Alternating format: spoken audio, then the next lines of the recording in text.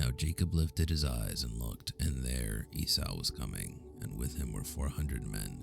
So he divided the children among Leah, Rachel, and the 2 maidservants.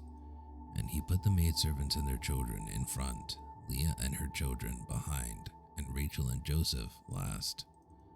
Then he crossed over before them and bowed himself to the ground 7 times until he came near to his brother.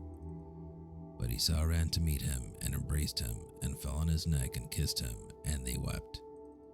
And he lifted his eyes and saw the women and children and said, "Who are these with you?" So he said, "The children whom God has graciously given your servant."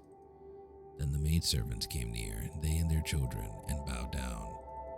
And Leah also came near with her children, and they bowed down. Afterward Joseph and Rachel came near, and they bowed down.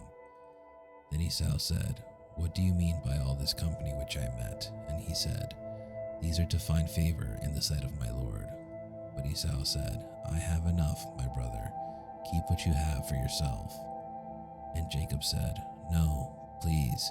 If I have now found favor in your sight, then receive my present from my hand, inasmuch as I have seen your face as though I had seen the face of God, and you were pleased with me. Please take my blessing that is brought to you, because God has dealt graciously with me, and because I have enough." So he urged him, and he took it. Then Esau said, "Let us take our journey, let us go, and I will go before you."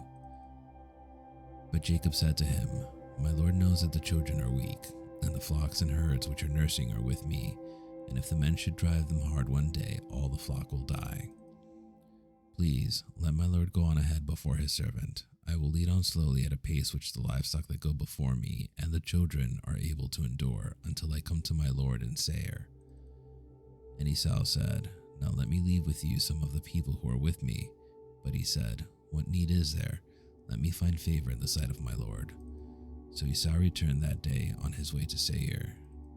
And Jacob journeyed to Succoth, built himself a house, and made booths for his livestock.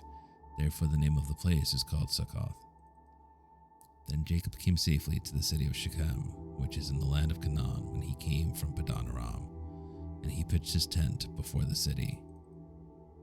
And he brought the parcel of land where he had pitched his tent from the children of Hamor, Shechem's father, for 100 pieces of money.